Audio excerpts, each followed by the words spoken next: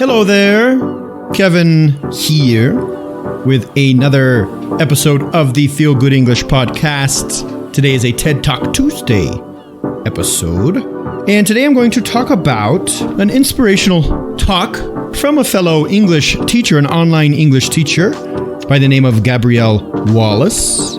You might have heard of her. She runs the website Go Natural English. She has a great YouTube channel with tons of English lessons on YouTube under Go Natural English. And I'm going to talk about a talk that she did on TED, where she talks about her journey through college and English teaching and traveling the world, and where she's been and what she's done to create this big community of online English learners, and what she finds is important and connects people around the world, no matter where they're from, what makes people similar. And I'm going to go through it, discuss the talk, and also talk about some of the vocabulary and expressions Gabby uses to help you understand it better, so you can watch this great talk and learn some English while you're doing that. So you can learn not only from this podcast, but also going to YouTube and watching the video and using that as an English lesson for you. I think the best English lessons are the ones where we are using real content in English, content that's inspiring, that's entertaining, that's fun, that's educational, using that to improve our English.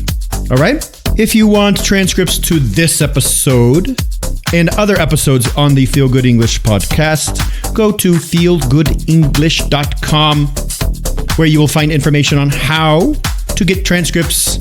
So I'll see you there, and let's get into the show.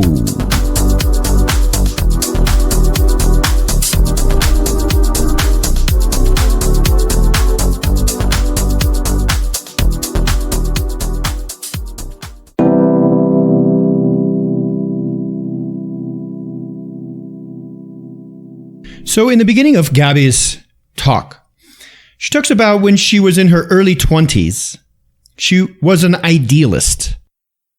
Now, an idealist is somebody who dreams big, possibly impractically, meaning dreams that are so big it would be very difficult to achieve them.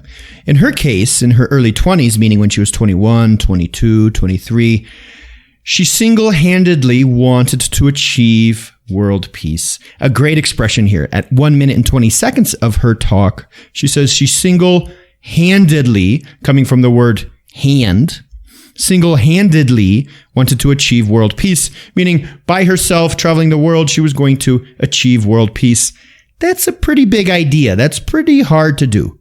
And that is why she calls herself an idealist. So anyway, Gabby, through her education and her experience in college, becomes an English teacher and decides to move to Japan, where she can teach English in Tokyo. Probably a great place. I haven't been to Japan, but I would sure like to. Anyway, she has a very interesting point. She says that because of her schedule in Japan of teaching English, she would teach in the mornings. She would also teach in the evenings. So she had this large amount of free time during the day. She said it felt like a void at 3 minutes and 30 seconds. She said it felt like a void, V-O-I-D. A void is a hole or an empty space where there's nothing. There is a void. There is nothing there. So she felt like in her day there was a void because she didn't have anything to do. Here in the US, it seems like we are always trying to fill that void with something to do. We always need something to do, somewhere to go, always trying to fill those voids. And personally, I think this is not the best way to live. It creates anxiety and pressure and always feeling that we need to be busy. So I really like this idea of Gabby's saying that in Japan, they use this negative space as something positive. Japanese gardens use a lot of negative space. She talks about when Japanese people are having a conversation, they use the space between words. It's very interesting. You ever find that sometimes you just keep talking and nobody ever wants there to be any silence between speakers, almost unnecessarily, and you end up saying things that aren't even necessary? So moving along here, after talking about the videos that she was producing and a few people were watching them, and she really wanted to help her English learners in some way that she could, but she was not really sure, not really confident with the videos that she was producing. She started to doubt whether this was all worth it. This expression, to be worth it, is often misused. And probably because at the end of the sentence you say it, worth it. What is it? Well, it is the situation. So pay attention to this phrase. She was doubting whether this was all worth it. Whether if this was all worth it. Just throw that it at the end of the sentence. That's what it is. So it means, was the time she was putting in on this, was it creating value? Was it going to benefit her and others in the end? Was it worth the time? Was it compensating? Is there compensation for this? Is there going to be compensation for this? Right?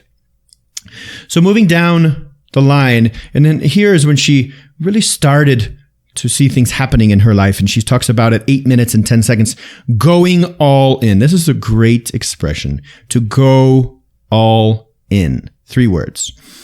To go all in means to put 100% into something. To stop doing something with only 50% of the effort, to stop hesitating, to stop resisting, and to go all in, to put all of your effort 100% into what you're doing. So she was worried, I don't know, should I do this? Should I not do this? Should I continue to try to work online? And she said then she decided to go all in. At 8 minutes and 50 seconds, she uses a phrasal verb, ramp up, R-A-M-P, to ramp up. A ramp is like a hill, like a ramp. It could be something like a hill or an incline. A truck goes up a ramp onto a boat. To ramp up, phrasal verb is to increase her production. She decided to increase her production and go all in.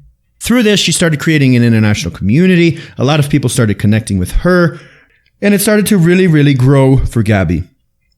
After her community started growing, she started getting a lot more connected with people from around the world and traveling and visiting people and connecting with the people that she would connect with online. She would connect with them in person.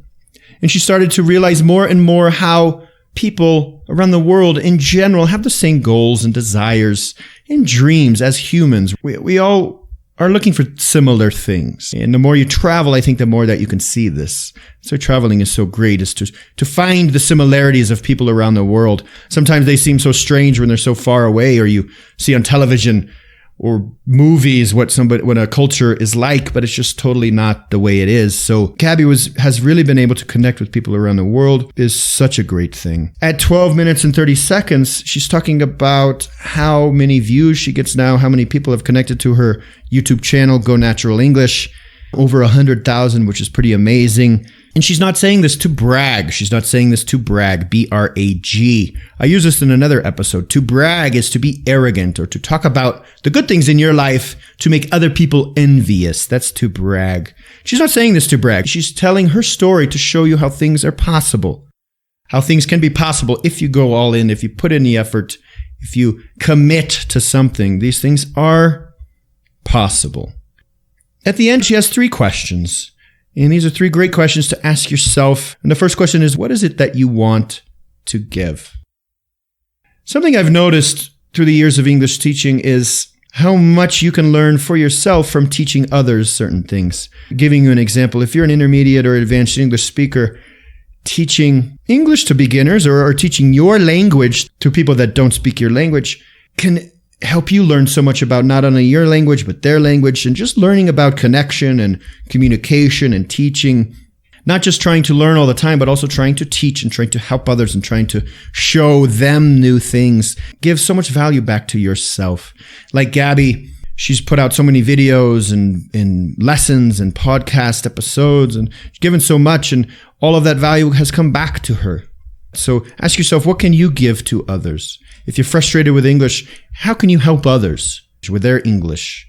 And see what happens. Also, too, who is going to be your cheerleader? A cheerleader, like in sports, like football, you see the women on the side of the field in their little skirts, cheering people, rooting for them, clapping and giving them support and encouraging them to do something. So who is your cheerleader? Who is helping you do these things? It's hard to do things on your own. Who's helping you achieve your goals? And thirdly, are you in or are you out? Going back to going all in. Are you committed to what you want? Every day you have to commit. Commit to what you want. Are you in or are you out? Are you going to commit to this or are you not going to commit? Are you committed every day to what you want?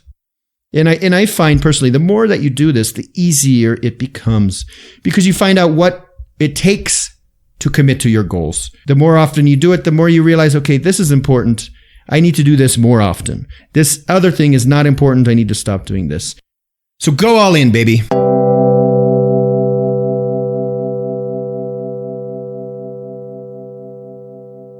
So that's it for today's TED Talk.